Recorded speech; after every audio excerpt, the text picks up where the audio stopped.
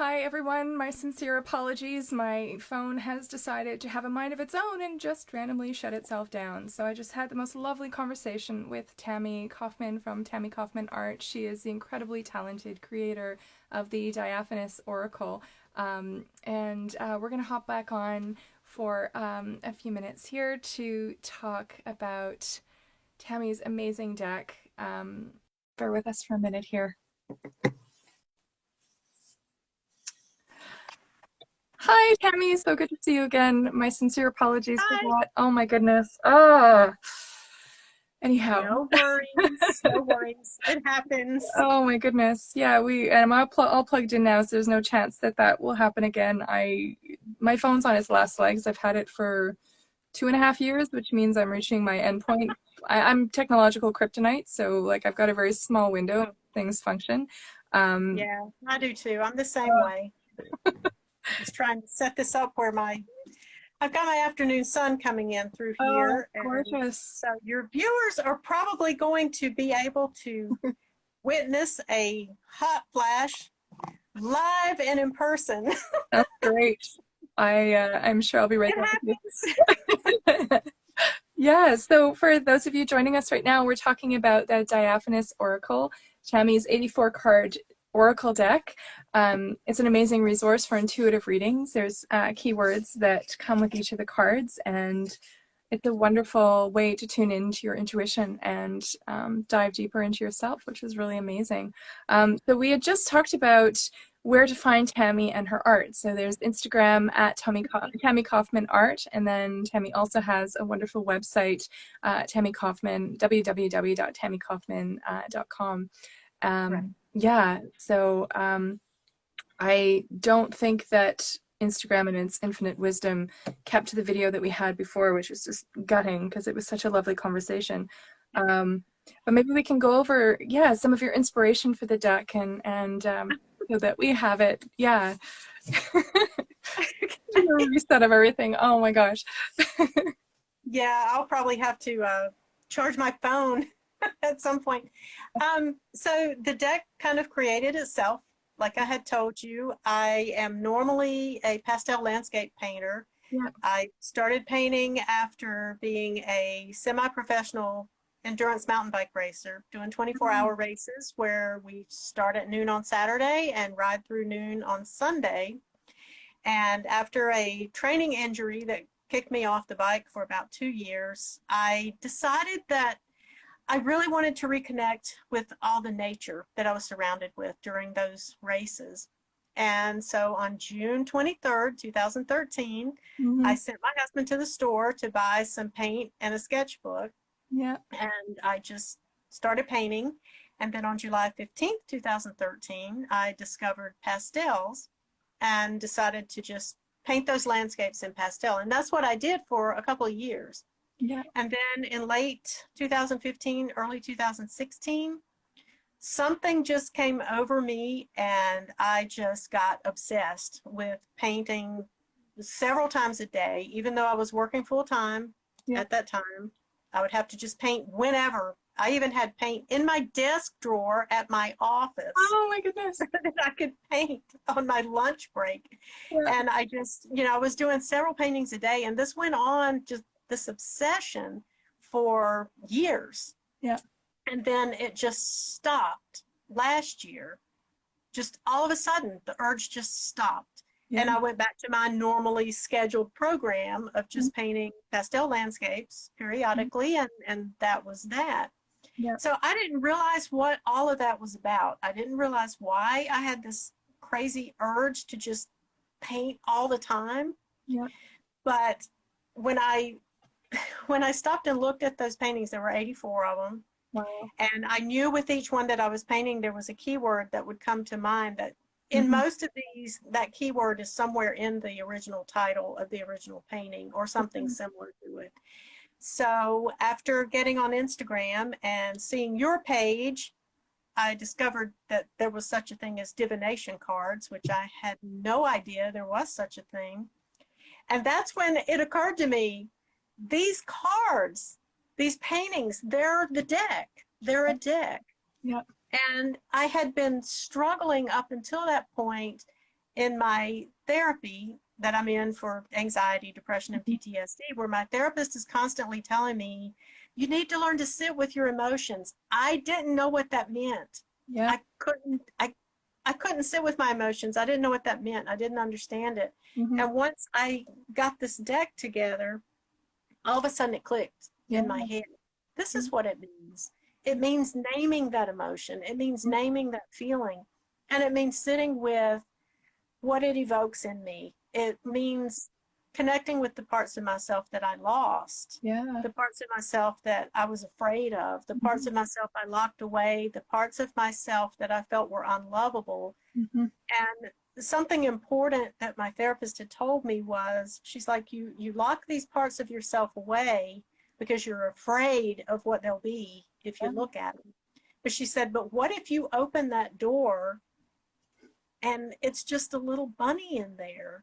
What if you open that door and it's just a little kitten or a little bunny, and it's not this big scary thing that you've made it up to be? Yeah. So when I work with this deck, it kind of does ease that. It Mm-hmm. does help me see those parts of myself that I've built up into this big scary, oh my gosh, Yep. shadow work is so terrifying and it's all these awful parts. But what if it's not? Yeah. What if it's not the awful parts? Yeah. What if it's just the parts that you pushed away for whatever reason? Maybe society told you, Mm-hmm. girls don't do that, or Yep. girls don't act that way, or kids need to be seen and not heard, and Yeah. Yeah. whatever you may have been told. Yep. And so the cards kind of help me see that it takes all parts of you to be you. Yeah. You can't just splinter off and hide and lock away. And I love that it lets me sit with the difficult parts. It Yep. lets me sit with the fun parts. Yeah. We talked in the earlier video about me being a Yeah. Capricorn, and Yeah. that one of our superpowers is we get younger as we get older. Yeah. So Absolutely. I feel like it's the deck connects me with everything in me. It connects me with my fear. Yep. It connects me with my joy. Yep. It connects me with my grief, Mm-hmm. which every time I draw the rage card, what I actually feel like it means is grief. Yeah. Absolutely. Rage, I think for me, tends to stem from grief Yeah. and loss, Yeah. and never being allowed to express that. Yeah. And so the cards for me kind of feel like a safe place. They kind of feel like somewhere that my inner child can come out and not worry about being scolded, not worry Mm-hmm. about saying the wrong thing or doing Mm-hmm. the wrong thing, which has pretty much been the story of my life is, Yeah. oh, did somebody take that wrong? Did I say that wrong? I've, even in this video, I'm like, are people going to understand what I mean? I hear you with that 110%. I also deal with a lot of anxiety and self-doubt and all of those things. But I love But that it's, this deck is a way to reclaim your relationship with yourself, like to find a way yeah, back to all yeah, I aspects of feel like it yourself. is. Yeah. I feel like it is a way to connect with yourself. And I don't think you can really connect with other people if you don't connect with you. Mm-hmm. And so this deck kind of feels like a way for me to kind of safely test out who I am Yeah. with myself and kind of see myself more clearly. Yes. And like we had mentioned earlier, it also has brought up another part of me of being able to look at the artwork that I made Mm-hmm. and say, wow, I made this. I Mm-hmm. did this, and be proud of that. Yes. And I think too many people these days are told, well, and always are told, you shouldn't be proud of yourself. Mm-hmm. That's being bragging. And we had discussed this Mm-hmm. too, that Yeah. if you are proud of yourself Mm-hmm. because of you, Mm-hmm. I don't really see how that's damaging to someone else. No, it's not at all. It's possible to be proud of yourself and be proud of other people too. Yeah. I had mentioned earlier, I'm very proud of every other deck maker, every other artist in any form Yeah. who's out there putting themselves out. We talked about Mm-hmm. feeling like it's your heart walking around outside your body, like the quote goes. Yes. And I wanted people to know too that putting artwork out there, whether it's music, whether it's writing, whether it's visual art, whatever it is, That is a huge step of vulnerability, and it is a Huge. tremendous gift to everyone else that Hmm. artists are giving you. You don't Hmm. have to like it all, but I hope you'll appreciate what that person is giving you, Yeah, that it is a gift to give absolutely. that. And I would hope that every artist out there who's producing anything, even the ones who are not yet brave enough to put it out, Yeah. I'm so proud of you. I'm so proud of us. I'm so proud of all of us Yes. because we are doing something that I feel like the world needs. Hmm. And personally, I feel like the world needs this deck. I know it's not for everybody, No, but it's a gift. It's a tool to be able to connect your intuition and figure out what it is you most need to know, and like we talked yeah, about earlier, reclaim those parts of yourself. And I just wanted to say that I think it's hugely inspiring to see someone stand in their power and claim ownership over something beautiful that they've created. And I do doing too. so as an artist opens up that possibility and that space for other people who are maybe at the beginning stages of testing that the waters of that vulnerability to see if they're brave enough to dip their toe in. I'm one of them, and it's so And I hope you empowering. all know that we're proud of all of you. We're proud of you. Yes, Even absolutely. before I put mine out there, I Hmm. was still proud of the other people who did. Yes. And I'm proud of myself for doing it. And I'm proud of the people who have yet to put their work out Yeah. because the world needs it. And that's what I've told people so many times in my little art classes and demos. They say, well, I can't do that as well as you or mine. The world needs what you do. Yeah. Nobody else does what you do. I don't know how to make people understand that, Yeah. but nobody else does what you do like you Mm. do it. It's And unique and I special because just, you created it, and there's something so powerful in that. Yeah. yeah. And I'm Absolutely. very proud of the deck. I Yeah. feel like it's so it's so easily adaptable Yes. to any kind of situation. I Hmm. can use it alone. I use it with other oracle decks. I use it with other tarot decks. Hmm. It plays very nicely with Yeah. any other thing you have. It Mm. plays nicely Yeah. with my journaling. Yep. And just, like I'd mentioned, if I just wake up in the morning and just kind of feel down or whatever and just want a pretty piece of artwork to look at, Yep. it's there. Yeah. And I can just pull out a card and say, oh, that's a pretty picture, Mm. Yeah. and that's that. And I don't have to use it for any deeper purpose than that. But if I want it for a deeper purpose, It's it's there. it's ready and Yeah. waiting. And I know I say it's not for everybody, but in my heart of hearts, I really feel like it kind of is Yeah. because Absolutely. it's just so adaptable to whatever people want. Hmm. And, you can use it just as prints of the artwork, which we'd mentioned. The deck Yeah. is 3.5 by 3.5. Most Yeah. of the artwork for the deck was 4 inches square in the original. Yeah. So it's, like It's only a minor here's adjustment. here's an original. It's 4 inches. Oh, It's it's not very so big. gorgeous. Yes. That's a So compassion card, right? that's the compassion card. Yeah, yeah. And we were talking in our earlier chat. I wanted to mention this because I think it's so beautiful. The image of the swan that Yeah. came through in that particular depiction. And, swans can sometimes be aggressive animals, but the way that you were talking about how they are with their young. And I thought that that was so beautiful. And I think, Yeah, they tend to be a little more gentle. I'm gonna have to yeah, turn the sun down a little yeah. bit Well, and I think too, because there can be these aspects of ourselves that are hypercritical and very difficult and maybe a bit aggressive, right? When you're talking yes, to yourself, and so it's like that invitation to find that compassion. And I think sometimes it's easier to show that for something outside of yourself, right, as opposed to yes, something internal. So that's really powerful. That connection with that image in this particular card. Yeah, it's beautiful. it can be. And Yeah. even the rage card is not Hmm. it's not necessarily a negative card. Sometimes Yeah, we need our rage. Rage is very protective. it is. It's absolutely protective. Rage is very protective. Hmm. It's the part of you that says, I love you and I'm not going to let this happen to you. I'm not Yeah. going to let things harm you. Hmm. So rage is not necessarily, none of the cards are negative and none of the cards are positive. Mm-hmm. They are all very neutral, and they vary day Mm-hmm. to day depending on how you're feeling. Mm-hmm.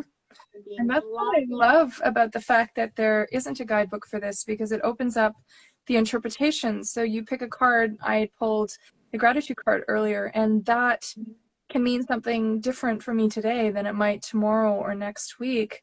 And I love Yeah, that this gives me the permission to connect with that image and that word in a really intuitive way. It's not a prescribed, because I know with tarot, there's a set system and there's certain interpretations for cards, and you can kind of, veer away from that a little bit. But with this, it gives you this freedom and this sense of expansion. And if you're going to journal about something, let's say you're struggling with abundance, for example, and then you can pull out a second card and see what aspect of this word and concept do I better need to explore, which is so powerful. exactly, Mm-hmm. exactly. And I had mentioned earlier, if I tried to write a guidebook for this particular deck to Mm-hmm. cover every possibility that Mm-hmm. the cards could mean, Yeah. I would never stop writing it. It would be Mm-hmm. so long that, because they can mean so many things. Yes, absolutely. And it just, I want the deck to just allow people or invite people to just look at the imagery and see what you see in it. Mm-hmm. You may not see what my keyword was. Mm-hmm. You might, Yeah. and even if you do, Mm-hmm. my keyword may mean something different to you Mm-hmm. than it means to me. And tomorrow it may mean something different to me too. Yeah. There's so much So freedom in that. yeah, I really wanted the deck to invite people to just write their own guidebook. Mm-hmm. Write your own story. Yes. Let every day that you use those cards, let it write your story. I want people to write their own story, write their own guidebook, write it the way it means something to you. And if you're journaling with this deck, that's exactly what you're doing. You're Yeah. writing your story, Yeah. and you can go back and look at that. And especially if you're journaling, you can see how the events of that day Yes. impacted you. Mm-hmm. Or you can look at what part of yourself you're reconnecting with, Yeah. and kind of becoming the whole. Yeah. So it can be a very deep deck. I think it's plenty powerful, and it's plenty supportive Mm-hmm. for that type of work. But I also think it can be a fun, playful, Yeah. inner child kind of deck that's Yeah. just like, oh, look at the pretty pictures. Mm-hmm. And sometimes we need that. Yes, Sometimes we absolutely. just need that. I'll be honest, I use some of my tarot decks that way. Mm-hmm. If there's, I'll pull an image, and doesn't matter. It might be maybe it's something terrible like the Mm-hmm. Tower or the Three of Swords, but I'll Mm-hmm. look at it and think, oh, but that image is so pretty. Yeah. Some days you just need that. Yeah.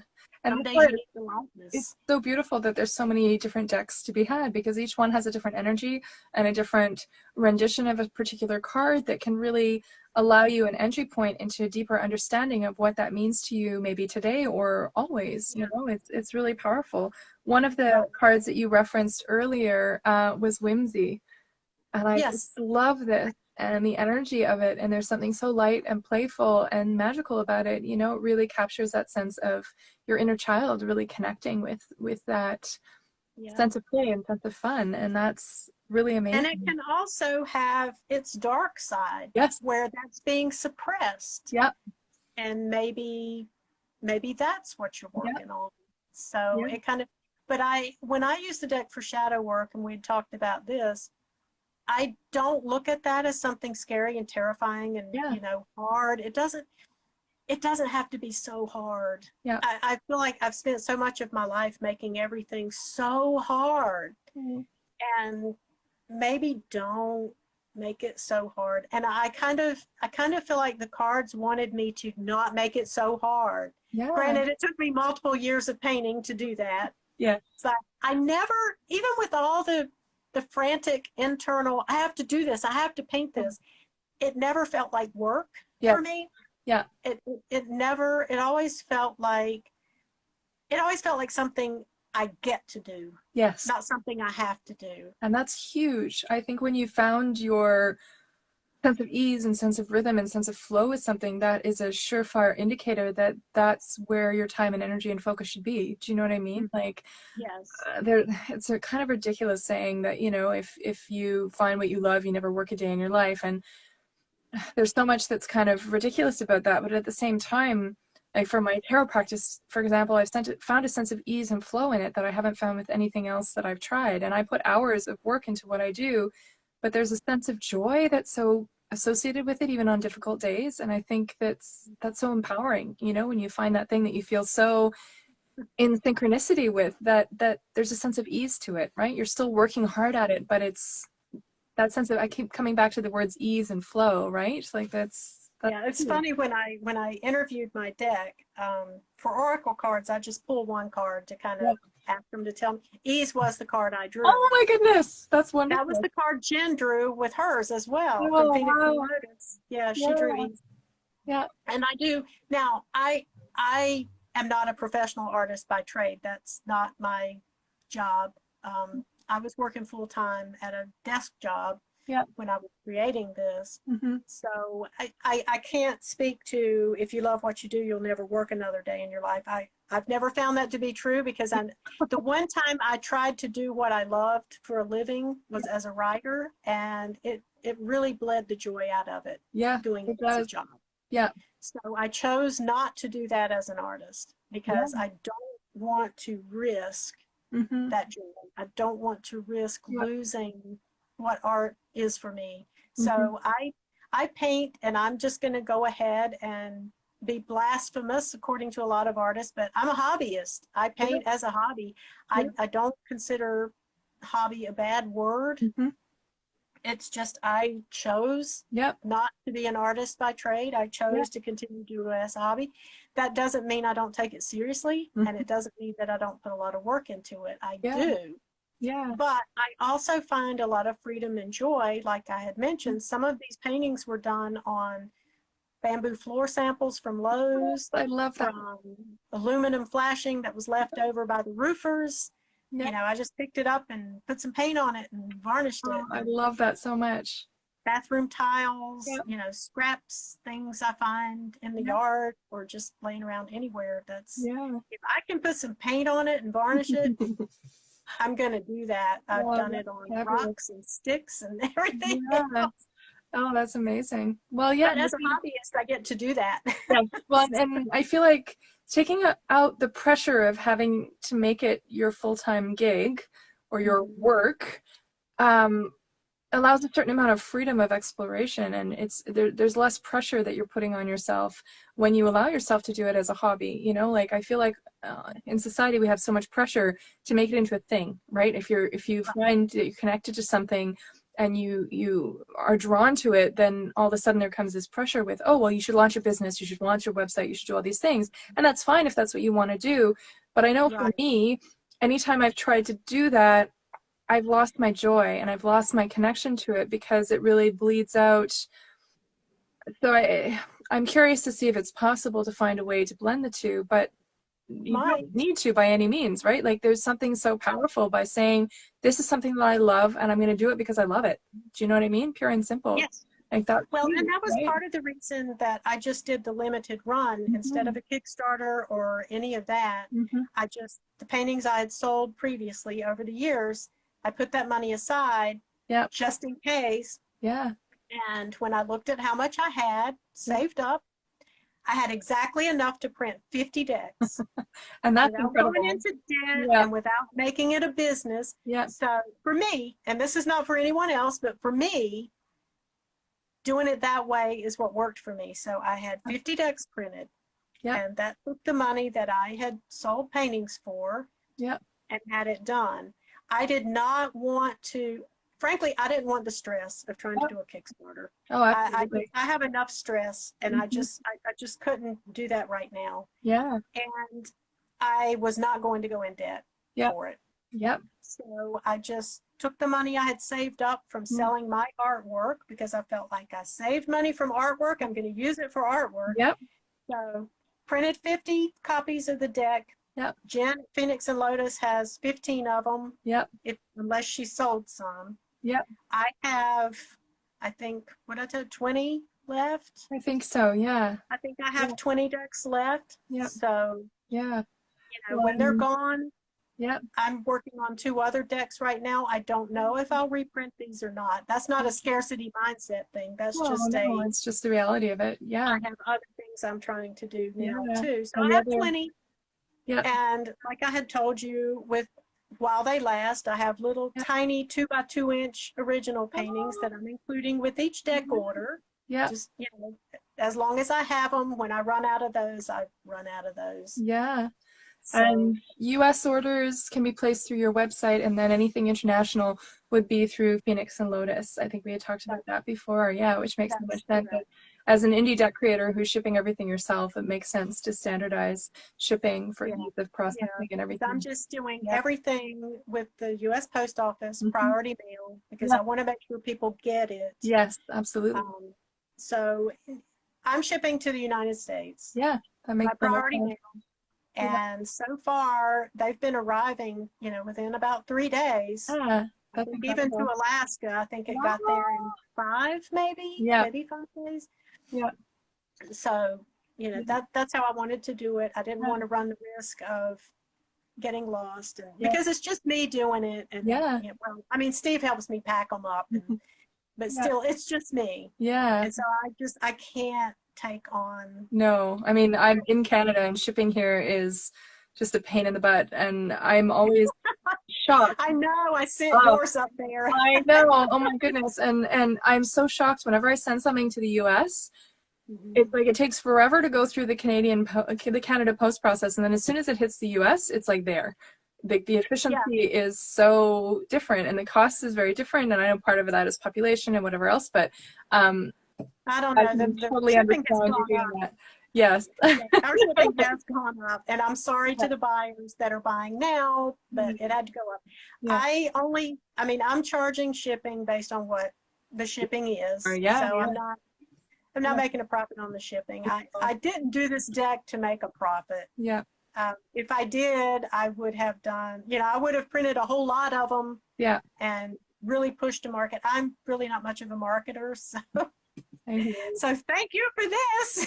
Because I'm not much of a marketer. I would prefer to just sit in my little quiet room and paint and do my thing, and that's how I do. I'm the same way. It's really hard to promote something you've created, like we were talking earlier about, the vulnerability of that, like your heart walking outside your body when you create something, you put it out in the world, and then all of a sudden there's a vulnerability associated with that and a sensitivity because that's something that you created and something that you love that is now open to the world, right? And there's and if you get too much in the marketing thing, then there's that, oh no, it's not selling. Lots of and pressure. I don't need that. I told you before, I love the deck. It's one of my favorite decks. I absolutely love it.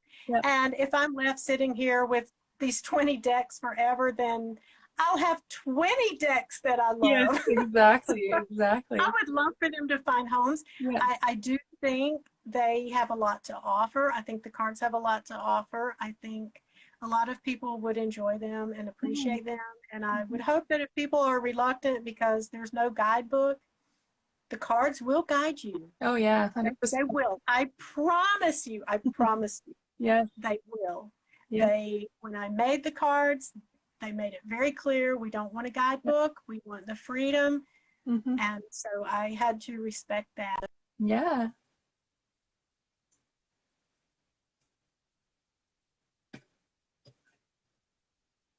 Looks like we've got a bit of a lag here. We'll just wait a second.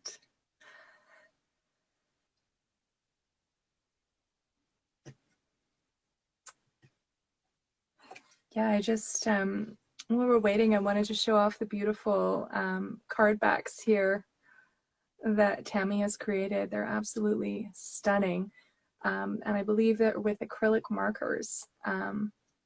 Yeah, so I think both of us are having some phone issues today. So it could be that is what has happened. But I'm so excited that Tammy had a chance to join me for this today. It's been absolutely wonderful chatting with her about this amazing deck. Just gonna adjust a little bit. Yeah, and so as we mentioned before, you can find Tammy at Tammy Kaufman Art on Instagram, and also www.tammy Kaufman.com. And the US orders of the deck can be placed through her website. And then if there's international orders, it can be placed through Phoenix and Lotus.